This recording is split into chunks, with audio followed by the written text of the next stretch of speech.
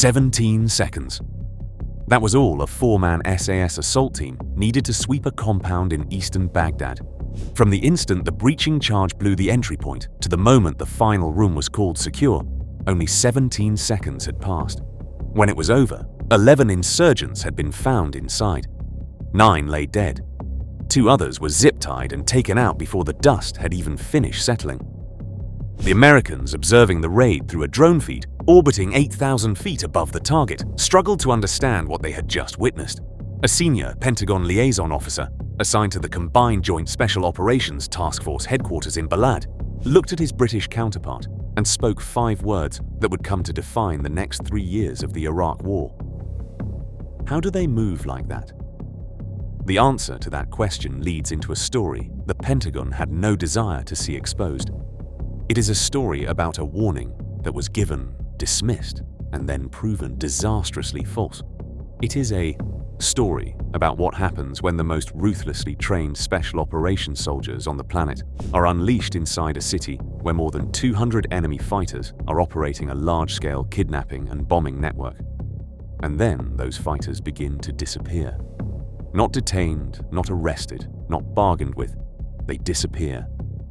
It was 2005, and Iraq was hemorrhaging. The insurgency had evolved from a guerrilla irritation into a system built for mass killing. Al-Qaeda in Iraq, under the command of Abu Musab al-Zarqawi, was carrying out somewhere between 40 and 60 vehicle-borne improvised explosive device attacks every month throughout the country. In Baghdad alone, sectarian killing squads were leaving between 40 and 60 tortured bodies in the streets every single night. The US military had roughly 160,000 personnel deployed across Iraq, backed by the most costly intelligence machine ever assembled. That meant satellite surveillance, signal interception platforms, Predator and Reaper, drone coverage operating around the clock, and a special operations task force consuming classified funding that would later be estimated at more than $1 billion a year. And still, they were losing. The issue was not a lack of resources. The issue was tempo.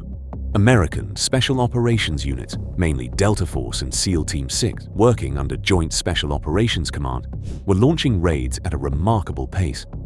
General Stanley McChrystal had transformed the targeting process, shrinking the find-fix-finish cycle from a matter of days down to mere hours. But the insurgency was evolving even faster.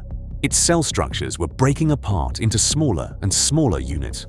Safe houses were being used for only a single night at a time. Bomb makers were moving across provincial borders between the assembly phase and the moment of deployment. The intelligence picture was strong. The operators were top tier, but the delay between locating a target and getting a team to that target's front door was still counted in hours. And hours were enough for the target to disappear. Into that disaster stepped a force whose peak operational presence in Iraq amounted to fewer than 60 men. They came from the 22nd Special Air Service Regiment, headquartered at Sterling Lines in Hereford. They were supported by personnel from the Special Boat Service, based in Poole, along with specialist signals and intelligence teams from 18 Signal Regiment and the Intelligence Corps. They were known as Task Force Black, and they were about to accomplish something no military unit in the history of counterinsurgency warfare had ever achieved before, or has repeated since. Before their full deployment, a warning memo was circulated. It did not come from the enemy. It came from within the Pentagon itself. A classified assessment prepared by a senior American Special Operations Planning Cell advised against expanding the British Special Forces presence in Baghdad. The logic behind it was simple and, at least on paper, entirely reasonable. The British detachment was too small. They did not have the dedicated helicopter fleet that American Special Operations Forces depended on. Their communication structure was not fully integrated into the American intelligence network, and their rules of engagement, shaped by years of counterinsurgency operations in Northern Ireland, were viewed by some US planners as too restrictive for the violent realities of Baghdad in 2005. The assessment did not soften its conclusion.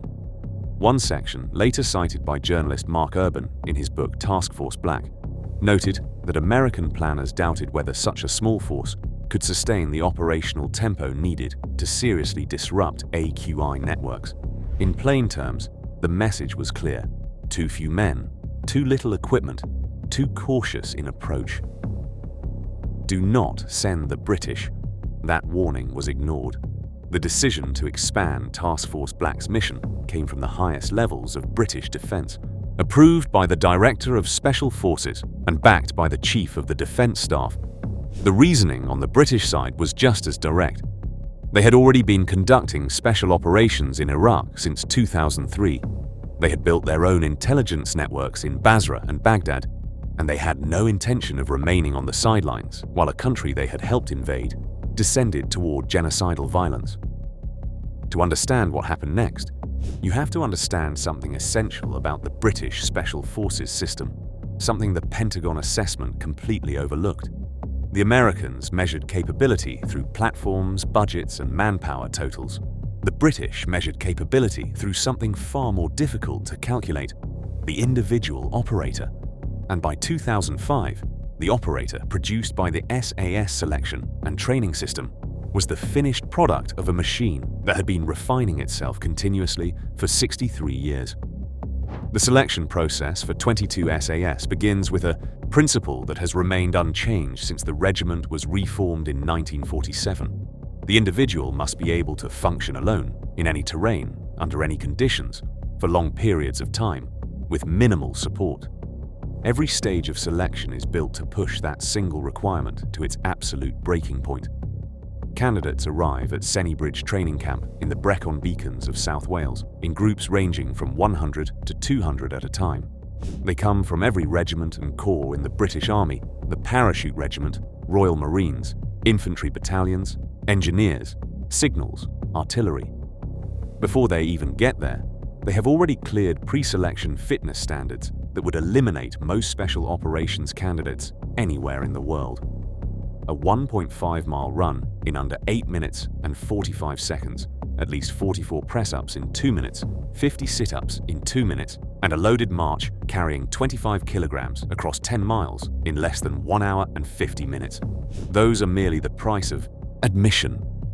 On their own, they mean nothing. The first true stage is known as endurance, and it lasts 4 weeks. During those 4 weeks, candidates are put through a sequence of timed marches across the Brecon Beacons and the Black Mountains, carrying heavier and heavier loads over longer and longer distances while being given less and less route information. The terrain is some of the harshest in Western Europe. There are exposed ridgelines rising above 600 meters, where wind speeds regularly climb past 60 miles per hour. There are valleys clogged with waist-deep bog, and visibility can collapse without warning to less than 10 meters. In winter, the weather swings between freezing rain and dense fog so thick it is close to impossible to see through. Candidates navigate with nothing but a map and compass. There are no trails. There are no markers. There is no encouragement. The weight they carry rises from 25 kilograms in the first week to roughly 30 kilograms by the third, not including weapon, water, and food. The distances climb from 24 kilometers to more than 40. The time limits get stricter. The terrain becomes even more brutal. By the end of the third week, the original group of 120 to 200 has usually been cut down to somewhere between 30 and 50. Some are injured. Stress fractures in the tibia and metatarsals are common, and so are severe blisters, bad enough to strip the skin from the heel and expose raw tissue beneath. Some candidates are pulled after becoming hypothermic. Others simply reach the point where they stop moving. The DS, the directing staff, do not offer encouragement, do not shout abuse, and do not try to inspire anyone to continue. They record one thing only: whether the candidate reached the checkpoint before the cutoff time. If they did, they move on. If they did not, they are finished. The final phase of endurance is known as Test Week. Its best-known event is the Fan Dance, a march over Pen Yi Fan, the highest summit in the Brecon Beacons at 886 meters, while carrying a Bergen rucksack weighing roughly 25 kilograms, along with weapon and belt kit. But the Fan Dance is only a gate to the real finish. The true final examination is the long drag, a solo navigation march of about 64 kilometers across the full width of the Brecon Beacons, carrying the same weight and completing it alone in less than 20 hours, regardless of whatever weather the Welsh mountains choose to deliver that day. Since 1960, at least 4 candidates have died during SAS selection marches in the Brecon Beacons. The most recent deaths came in July 2013, when 3 Army reservists collapsed from heat exhaustion during a 16-mile march in temperatures that rose to 30 degrees Celsius. A former SAS training officer, speaking to author Michael Asher for his history of the regiment, explained the philosophy behind endurance in words that revealed more than any statistic ever could. We are not searching for the fastest man or the strongest one. We are searching for the man who keeps moving after his body has already told him to stop, and his mind has accepted that message.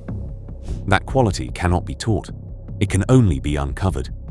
The attrition rate is staggering by any military standard. Out of 200 candidates who begin a typical winter selection cycle, somewhere between 140 and 170 will be gone before test week even starts. Some are removed because of navigational mistakes. Arriving at the wrong grid reference, even by as little as 100 meters, means immediate failure. Others are removed because they are too slow. Miss a checkpoint time by 60 seconds and you are put onto a truck and taken back to Sennybridge. There are no second chances on the march. There is no appeal process. A candidate who has performed brilliantly for 3 straight weeks can still be removed on day 22 for a single missed time. The system is intentionally ruthless because the operational reality it is designed to prepare men for is harsher still. What separates SAS selection from almost every other special operations assessment in the world is what happens between the checkpoints. In American special operations selection, Delta Force's operator training course, for instance, candidates go through brutal land navigation exercises, but they do so knowing that some form of support structure exists around them. Medics are positioned at intervals. Safety vehicles move along nearby roads. If a candidate collapses, he will usually be found within minutes. In the Brecon Beacons, that is not the case. Out there, the candidate is alone, truly alone in every practical sense. The DS are not monitoring each man in real time. The mountains are enormous. The weather can turn without warning, and the candidate carries one absolute truth in his mind. If he snaps an ankle at the bottom of a ravine at 3 in the morning in driving sleet, nobody is coming for him until they realize he has failed to reach the next checkpoint. And that may not be for another 4 or 5 hours. That knowledge works on a man's mind in a way no physical training ever can. It removes every outside support system and leaves him facing one essential question. Can you depend entirely on yourself? A Special Forces veteran who passed selection in the late 1990s and later served several tours in Iraq described that psychological shift to journalist Ben McIntyre.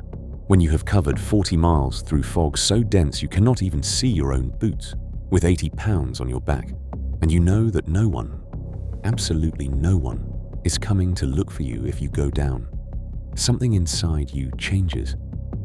Fear does not vanish, but it stops being the thing that rules you. You discover that you are still capable of functioning when every part of you is begging to quit. And once a man has learned that, he can function anywhere. Those who survive endurance, usually only between 15 and 30 candidates out of the original intake, move forward into continuation training, a phase that lasts approximately 4 months.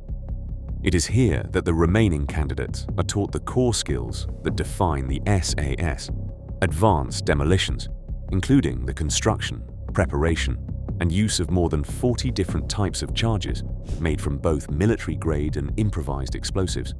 Combat medicine at a standard that exceeds that of most civilian paramedics, including surgical airway insertion, chest decompression, and fluid resuscitation while still under fire.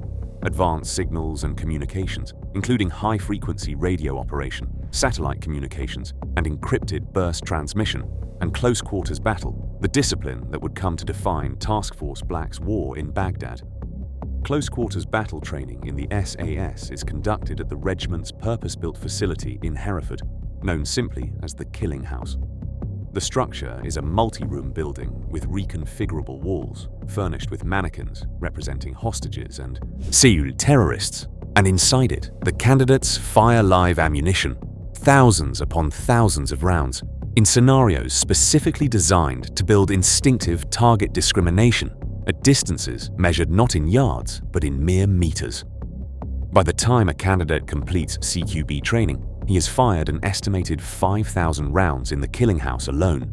He can enter a room, immediately identify hostile and non-hostile targets, and engage every threat with aimed shots to the head and torso in under 2 seconds. He has repeated the drills so many times, under so much pressure, and at such speed that the process has moved out of conscious decision-making and hardened into reflexive motor pattern. His hands are moving before his brain has even finished sorting the information. That is how a room gets cleared in 17 seconds. That is what the American officer watching the drone feed could not make sense of. Former Director of Special Forces Brigadier Graham Lamb, who oversaw British Special Operations in Iraq during the most critical phase of the escalation, explained the SAS operator's edge as the product of accumulated repetition layered over decades. An American special operator is exceptionally capable, Lamb told journalist Sean Raymond. But our people had been doing close-quarters battle since the Iranian embassy siege in 1980. That meant 25 years of institutional muscle memory already built into the system. When they go through a door, they are not standing there, thinking their way through each movement. They are running a program that has been refined by every hostage rescue, every forced entry in Northern Ireland, and every training cycle repeated across a quarter of a century. That kind of advantage is not something you can simply purchase with a bigger budget. This was the same force the Pentagon assessment had dismissed as too small and too cautious for Baghdad. Yet in late 2005 and early 2006, Task Force Black began increasing its operational tempo under conditions that would have crippled a less flexible and less seasoned unit. They worked out of a compound inside the vast American base at Balad, north of Baghdad. But the center of gravity for their missions lay in the most dangerous parts of the capital: Sadr City, Adamiyah, Dora, and the industrial areas east of the Tigris, where Al-Qaeda in Iraq had established bomb-making facilities and execution sites. The distances alone created serious problems. Balad to central Baghdad was roughly 65 kilometers by road, and that route cut through some of the most heavily IED-contaminated terrain anywhere in Iraq. Helicopter support was limited. The British had access to only a limited number of Puma and Lynx helicopters, nothing remotely comparable to the fleet of MH-60 Blackhawks and MH-47 Chinooks that American Special Operations units could request through the 160th Special Operations Aviation Regiment. The response was characteristically British in its simplicity. They adapted to the limits instead of waiting for them to change. When helicopters were unavailable, they went by road. When the roads became too dangerous for standard military transport, they switched to modified Land Rover WMKs, and later Jackal patrol vehicles equipped with electronic countermeasure systems designed to defeat radio-controlled IEDs. And when even those vehicles attracted too much notice and too much suspicion, they reverted to unmarked civilian cars, a method they had perfected over decades of covert work in Northern Ireland. The SAS had been conducting surveillance and direct action missions from civilian vehicles in Belfast since 1969. Baghdad, chaotic and violent as it was, actually presented a more permissive operating environment in some respects. The intelligence structure that drove Task Force Black's missions was a hybrid system, combining British human intelligence, signals intelligence, and surveillance assets into a single operational framework. But the British also brought something the Americans were desperately short of: Arabic-speaking intelligence officers with real experience in building and managing agent networks inside hostile urban terrain. These men, drawn from the Intelligence Corps and the Secret Intelligence Service, NDOR-6, had been cultivating networks in Iraq since before the 2003 invasion, and that gave Task Force Black a level of local access and human penetration that could not be generated overnight.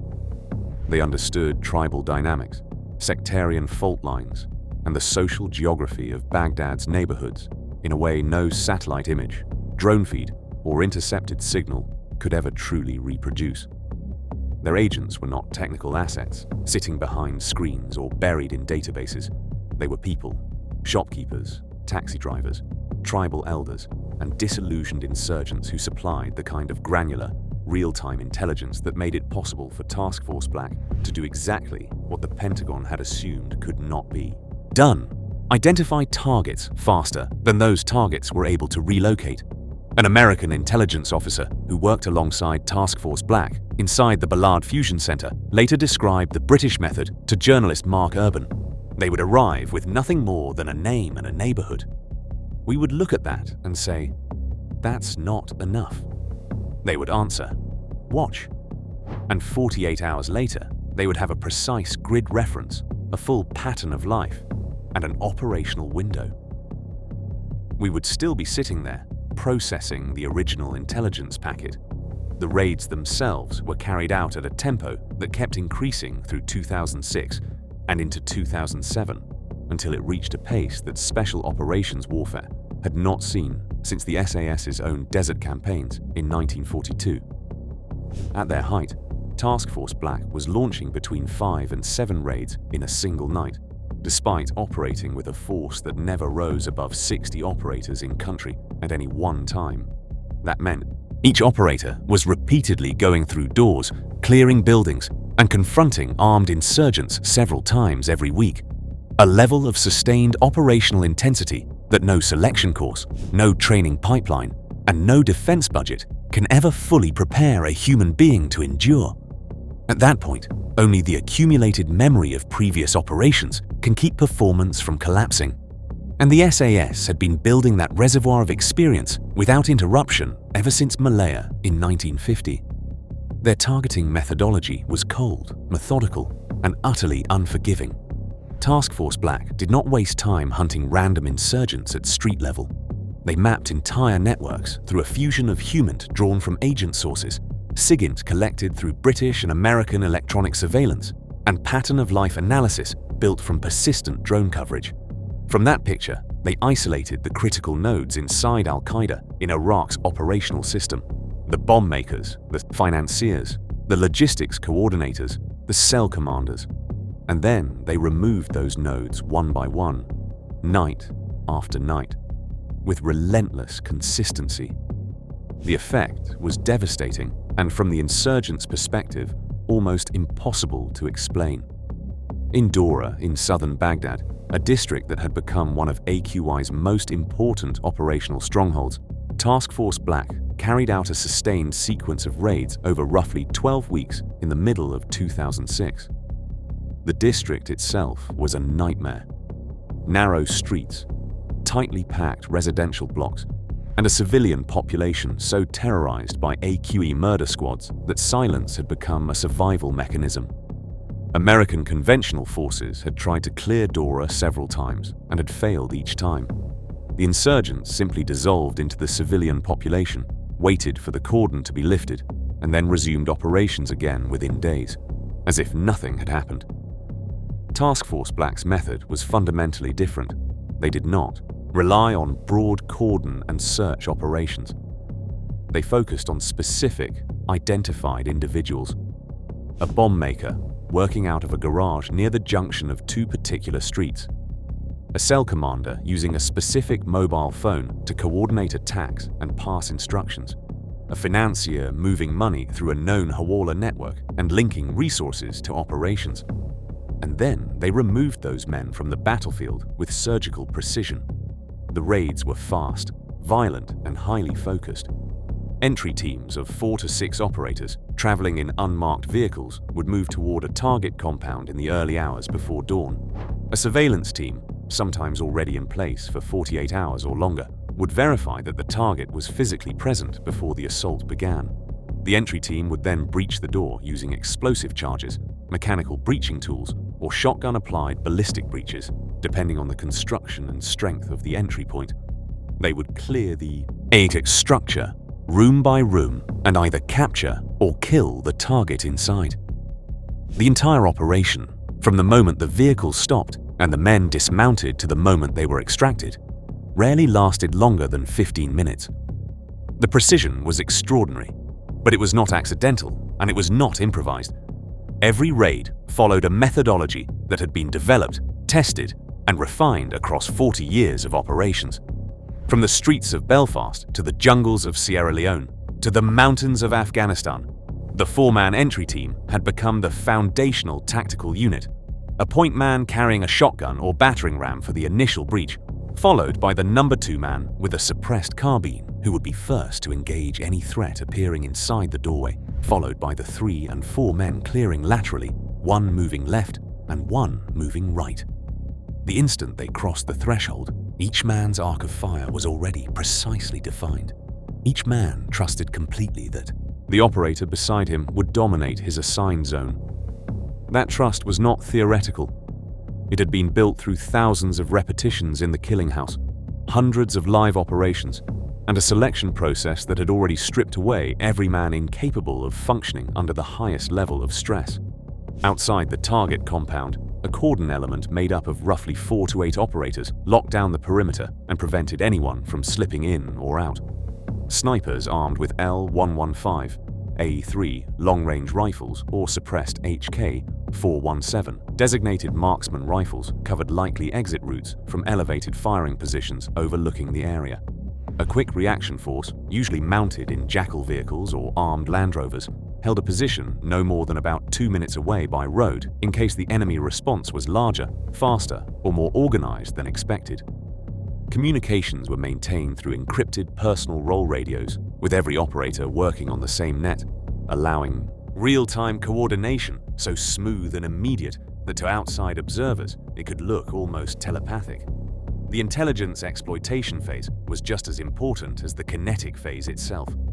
Within seconds of securing the compound, designated operators would begin a disciplined and methodical search for documents, electronic devices, hidden weapons caches, and any other material that could be used to drive the next mission forward.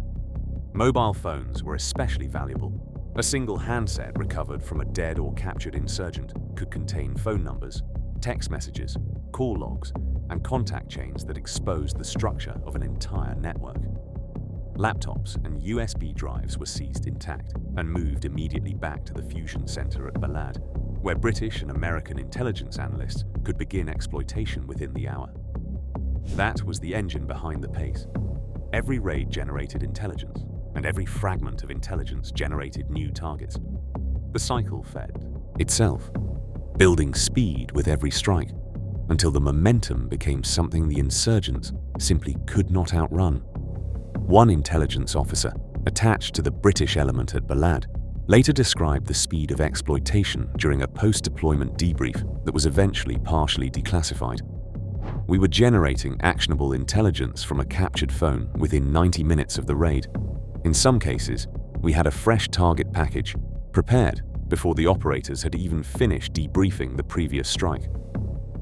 There were nights when the same 4-man team hit 3 separate compounds in the space of 5 hours, each operation triggered directly by intelligence pulled from the one before it. The insurgents had no understanding of how we were locating them at that speed. Their operational security had been built to survive conventional intelligence timelines, where days or even weeks might pass between identifying a target and taking action against it. We were working in minutes. Across those 12 weeks in Dora, Task Force Black dismantled an AQI network that had been responsible for an estimated 3 car bomb attacks every week in Baghdad. The critical personnel were systematically removed from the battlefield, some killed during raids after resisting with weapons in hand, others captured alive and transferred into detention. By the end of that operational cycle, the number of car bomb attacks originating from Dora had fallen by more than 80%. An American brigade commander, whose unit was operating in the same area, later described the contrast to journalist Sean Raymond in brutally simple terms. We could not do what they were doing. We would go in with company-strength elements, 200 soldiers, helicopters, the whole package, and still come back with nothing. These men would go in with 12 operators, spread across 3 cars, and come back out with the individual we had been trying to find for 6 months. It felt like watching an entirely different kind of war being fought right in front of us. But Dora was only one district, only one piece of a much larger battlefield. Across Baghdad, Task Force Black was applying the same methodology again and again at the same time in multiple sectors, proving that what they were doing was not a one-off success, but a repeatable operational system. In Sadr City, where the Mahdi army militia loyal to cleric Muqtada al-Sadr was waging its own parallel insurgency alongside AQI, British operators carried out surveillance and direct action missions inside a district of more than 2 million people, where nearly every resident could serve as a lookout and every rooftop had the potential to hide a sniper. In Adamiyah, one of the last Sunni-majority districts in eastern Baghdad, they targeted AQI commanders using the neighborhood as a staging base for suicide bombers being sent towards Shia markets, mosques, and the rural belt south of Baghdad along what became known as the Triangle of Death. They intercepted weapons shipments and systematically dismantled IED facilitation networks that were killing American soldiers at a rate of more than 3 per week. The cumulative impact of those operations, carried out between late 2005 and the end of 2007, was later measured in classified after-action reports whose contents have since emerged in part through investigative journalism and official inquiries. According to figures compiled by Mark Urban from multiple military and intelligence sources, Task Force Black was directly responsible for removing around 3,750 insurgent operatives from the battlefield over a period of 2 years. Most of them were captured alive and transferred into detention, a fact that completely destroys the Pentagon's pre-deployment concern that British rules of engagement would be too restrictive to function effectively in Baghdad. But a significant number, estimated in the several hundreds, were killed during raids when they confronted British operators with firearms, grenades, or suicide vests and forced an immediate, lethal response. The specific episode referenced in the title of this documentary, the disappearance of roughly 200 enemy fighters, refers to a concentrated stretch of operations in one sector of Baghdad during the spring of 2007. During that period, Task Force Black, working in very close coordination with American intelligence assets and backed by a dedicated ISR platform, intelligence, surveillance, and reconnaissance aircraft overhead, launched a deliberate and sustained campaign to dismantle an AQI network that coalition analysts had identified as being responsible for the majority of the spectacular mass casualty attacks hitting central Baghdad. These were the car bombings aimed at markets, government buildings, and religious sites, the attacks that were killing dozens of civilians every single week and keeping the capital in a constant state of terror. Coalition intelligence analysts assessed that the network consisted of somewhere between 80 and 220 active operatives, including bomb makers, drivers, facilitators, safe house managers, financiers, and cell commanders. Over the course of roughly 90 days, Task Force Black methodically identified and targeted every single node within that network. They did not begin at the center. They began at the edges, at the outer layer. The drivers who transported car bombs from assembly locations to deployment points, the lookouts who conducted surveillance on target areas before an attack, and the lower-level facilitators who kept the machinery moving, and from there they worked steadily inward toward the leadership. Each raid generated intelligence, documents, mobile phones, laptops, and interrogation reports from detainees. All of it fed straight back into the targeting cycle, almost immediately, producing fresh targets within hours rather than days. The method was so destructive because it exploited a basic structural weakness inside AQIs. Organization. The network depended on a relatively small pool of highly skilled specialists, perhaps only 30 to 40 men, who actually possessed the technical expertise needed to build vehicle-borne IEDs, manage financing streams, and coordinate multi-cell operations across the city. Remove those specialists, and the network's ability to carry out complex attacks would collapse far more quickly than the raw headcount alone would ever suggest. Task Force Black understood that dynamic. They had studied it carefully. British intelligence analysts, drawing on decades of experience dismantling IRA cells in Northern Ireland, had mapped the critical dependencies inside AQE's Baghdad command structure and identified the minimum number of key nodes that had to be removed in order to make the entire network operationally ineffective. The first 2 weeks of the campaign concentrated on the outer ring. Couriers, lookouts, and low-level facilitators. These men were generally easier to find and, once captured, were often more willing to provide information, especially when confronted with evidence taken from their own phones, papers, and electronic devices. From week 3 through week 6, the focus shifted to the middle tier: cell commanders, vehicle procurement specialists, and the safe house network managers who moved bomb makers from one location to another in order to keep them from being targeted. These were much harder men to reach. They changed phones constantly, relied on couriers instead of electronic communication whenever possible, and shifted between locations on irregular and deliberately unpredictable schedules. But by that point, the intelligence snowball was already moving downhill and gaining speed. Every facilitator taken alive added another fragment to the overall picture. Every phone seized during a raid exposed another connection, another number, another meeting point, another layer in the network. By the end of week 6, British intelligence officers had built a network diagram so detailed, so granular, and so current that they were able to predict which safe houses would be used on particular nights by studying the patterns established by earlier movements and previous transfers.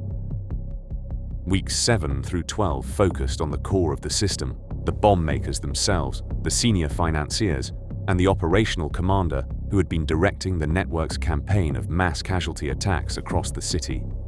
These were the most dangerous operations of the entire sequence. The targets knew by then that they were being hunted. Some had started sleeping in a different place every single night. Others had surrounded themselves with armed bodyguards and layers of security designed to buy them a few extra seconds in the event of a raid. At least 2 of those targets had booby-trapped their safe houses with improvised explosive devices intended to kill anyone who forced entry through the door. On one such operation, described in detail by multiple sources, a 4-man SAS entry team breached the front door of a residential compound in the Amiria district and immediately triggered a command wire IED hidden behind an interior wall.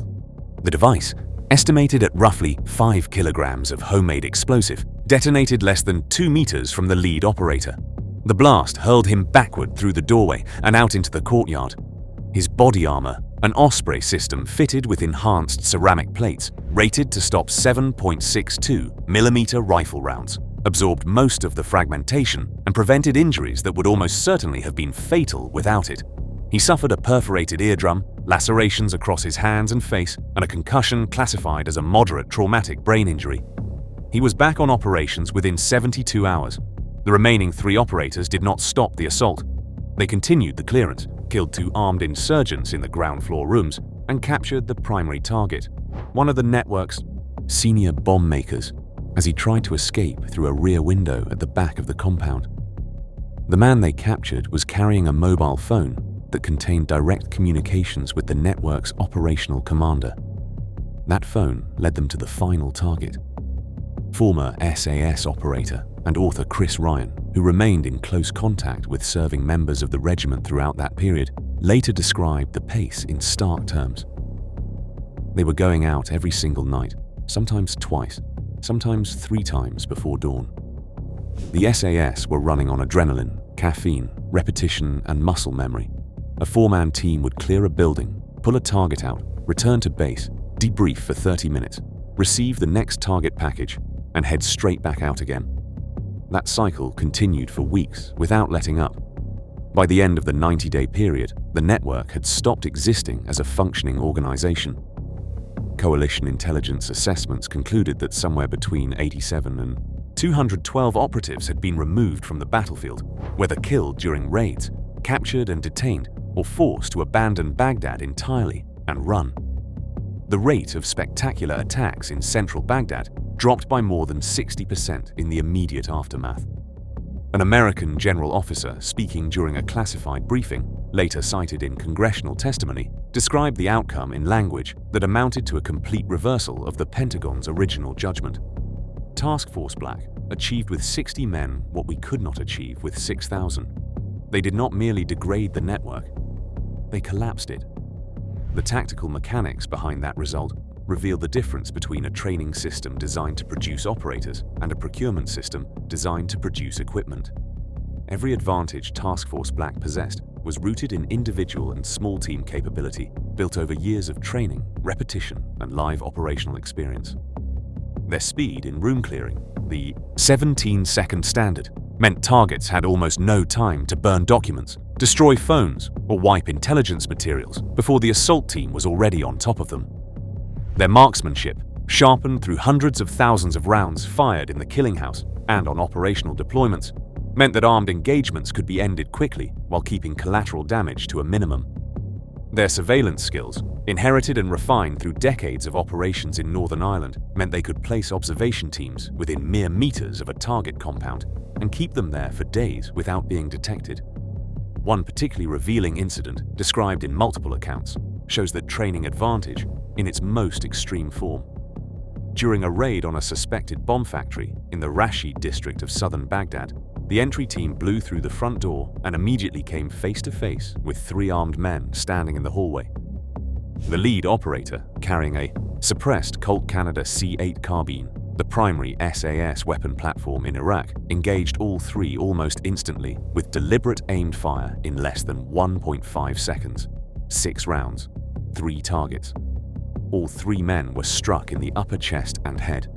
The operator's heart rate, recorded by a biometric monitoring device he was wearing as part of a joint medical study being conducted with the Americans, was measured at 78 beats per minute at the exact moment of engagement.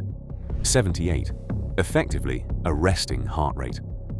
His body had been conditioned by thousands upon thousands of hours of training to process close-quarters combat not as a life-or-death panic event, but as a technical drill to be executed with precision. The Americans who reviewed the medical data reportedly could not believe what they were seeing. A Delta Force officer later told a British liaison, "Our guys are good. Your guys are machines." But the British were not machines. They were human beings absorbing a physical and psychological cost that would not become fully visible until years later. That relentless operational tempo, 5 to 7 raids in a night, repeated week after week and month after month, produced a cumulative fatigue that showed itself in injuries, in mistakes, and eventually, for some operators, in post-traumatic stress that followed them long after their war in Iraq had ended. At least 2 SAS operators were killed during Task Force Black operations, and several others were wounded in firefights and IED strikes. The regiment's medical officer in Hereford later reported a marked rise in musculoskeletal injuries, especially to the knees, ankles, and spines of personnel who had completed multiple rotations in Iraq. The load every operator carried on each raid, estimated at roughly 30 to 40 kilograms in body armor, weapons, ammunition, radios, and breaching equipment, combined with the explosive physical demands of room clearances and vehicle-based operations, wore bodies down with mechanical certainty. Senior NCOs who had served through the most intense phase of the campaign described a force operating on the absolute edge of what could be sustained. One sergeant major, speaking anonymously to journalist Mark Urban, put it plainly, "We were effective because we were good, but we were also effective because we never stopped.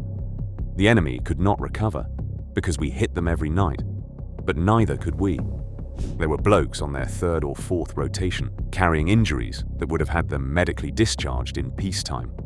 They kept going because the man beside them was still going.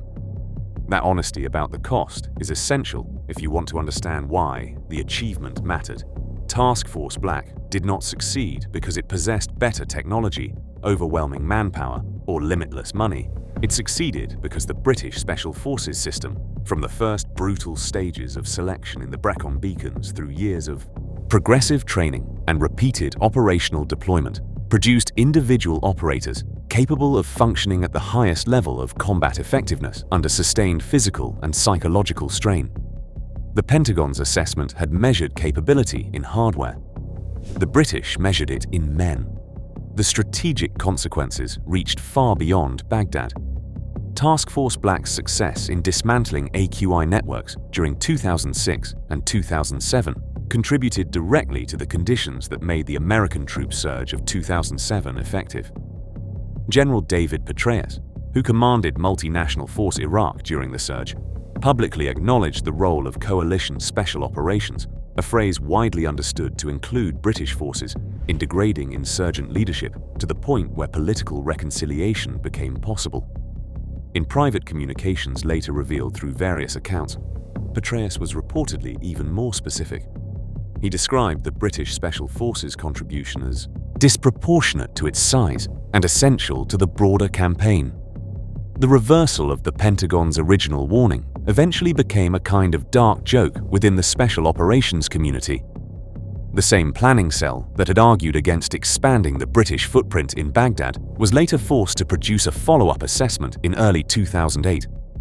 That assessment concluded, in language striking for its institutional humility, that the British Special Forces Task Force had demonstrated a capability to numbers ratio unmatched by any other coalition element in the Iraqi theater. One senior American special operations officer, who had originally supported the warning against British expansion, later admitted to a British counterpart, "We measured you by our standards. We should have measured you by yours." That single line captured the central lesson of Task Force Black. Its legacy extends beyond the specific raids, targets, and kill capture statistics of Iraq. It demonstrated a principle military theorists have understood since Sun Tzu, but that modern defense procurement systems repeatedly fail to internalize. Quality created through selection and training defeats quantity. 60 operators working from a single compound, using modified civilian vehicles and a hybrid intelligence architecture, generated effects that thousands of conventional troops, supported by billions of dollars of advanced technology, could not reproduce. The principle itself was not new.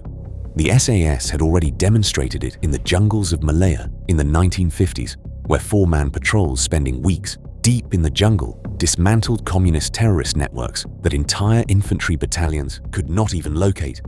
They demonstrated the same principle again in Oman during the 1970s, where a small number of SAS soldiers, working alongside locally recruited irregular forces, defeated a Soviet and Chinese-backed insurgency that threatened the security of the Strait of Hormuz. They demonstrated it at the SAS Iranian embassy in 1980, where a single squadron ended a 6-day siege in 11 minutes. They demonstrated it again in the Falklands in 1982, where SAS reconnaissance patrols inserted behind Argentine lines collected the intelligence that made the entire ground campaign possible. What Task Force Black did in Baghdad was not an anomaly. It was the most modern expression of a pattern that had been visible in the regiment's history for decades. A small number of men, selected with extraordinary rigor, trained to an almost obsessive standard, and then hardened by repeated operations, were able to produce strategic effects wildly disproportionate to their numbers. That is what the Pentagon planners had failed to understand when they judged the British force as too small, too lightly equipped, and too cautious for the conditions in Iraq. They looked at platforms, aircraft, communications architecture, and force size. They counted vehicles, helicopters, and bodies. What they did not adequately account for was the human factor the British system had been refining since 1947. They did not understand what it meant to send into Baghdad operators shaped by the Brecon Beacons, the Killing House, Northern Ireland, Sierra Leone, Afghanistan, and decades of institutional memory. They did not grasp that a four-man team moving with perfect trust and perfect role discipline can generate combat power that cannot be measured on a spreadsheet. And that is why the American officer watching the drone feed asked the question that defined the entire episode. How do they move like that? The answer was never magic. It was never mystery. It was the end product of a system that placed the individual operator at the center of combat capability, and then spent years refining him until speed, violence, precision, discipline, and judgment became inseparable. It was endurance until weakness was stripped away. It was continuation training until complex skills became routine. It was close quarters battle, drilled until action occurred faster than conscious thought. It was surveillance, patience, fieldcraft, and accumulated operational memory fused into a single instrument. The result in Baghdad was that enemy fighters did not simply get pressured. They did not merely get disrupted. In entire sectors, they seemed to disappear. Bomb makers, facilitators, drivers, commanders, financiers, safe house managers, couriers, and enforcers were removed faster than the network could regenerate. The effect was so complete that even coalition officers who watched it happen struggled to believe what they were seeing. It looked less like attrition and more like erasure. That is why Task Force Black still matters. Not as a myth, and not as an argument for invincibility, but as proof of what a small force can achieve when selection is merciless, training is relentless, intelligence is exploited without delay, and operators are trusted to execute at a standard few others can match. The price was real, written into damaged knees, concussions, blast injuries, buried men, and the psychological burden carried home long after the raids ended. But the result was undeniable. A force the Pentagon initially judged too small to matter helped break some of the most dangerous insurgent networks in Iraq and, in doing so, proved that the most important weapon on the battlefield was never the platform. It was the man. What Iraq proved was that the principle could scale. It worked not only for isolated operations, but for sustained campaigns carried out over time. It worked not only against guerrillas hiding in jungles, but against sophisticated urban insurgent networks operating inside a city of 7 million people. And it worked not with outdated or improvised methods, but while integrated into the most advanced intelligence architecture ever assembled on a modern battlefield. The SAS selection and training system, the long drag, the killing house, and the decades of accumulated operational experience behind them had produced operators who could adapt to any environment, any threat, and any operational tempo. The Pentagon warning was wrong, not because the analysis had been careless or unintelligent, but because it was measuring the wrong variables from the very beginning. Those 200 enemy fighters did not vanish because someone brought better equipment. They did not vanish because someone flooded the city with superior numbers. They vanished because 60 men kept coming through their doors in the dark, night after night, for 90 straight days. And those 60 men had been forged inside a system that had been producing exactly that kind of result ever since David Sterling first sketched the idea for a small unit of exceptional individuals while lying in a hospital bed in Cairo in 1941. A warning had said, "Do not send the British." They sent them anyway. And around 200 of the most dangerous insurgents in Baghdad disappeared from the battlefield. The cost was real. The strain was immense. The tempo could not be sustained forever. And the men who carried it out are, in many cases, still carrying part of it now. But the result remains one of the most concentrated demonstrations of special operations effectiveness seen in the 21st century. It was achieved not by the biggest force in Iraq, not by the wealthiest, and not by the most technologically advanced. It was achieved by the force that had spent 63 years learning how to build the individual operator capable of doing what no machine, no drone, and no conventional army could do on its own. Go through the door, clear the room, find the target, get out, and do it again the next night. That is the system. That is the legacy. That is why warnings matter. And that is why, when it comes to a force built like that, you do not bet against the British.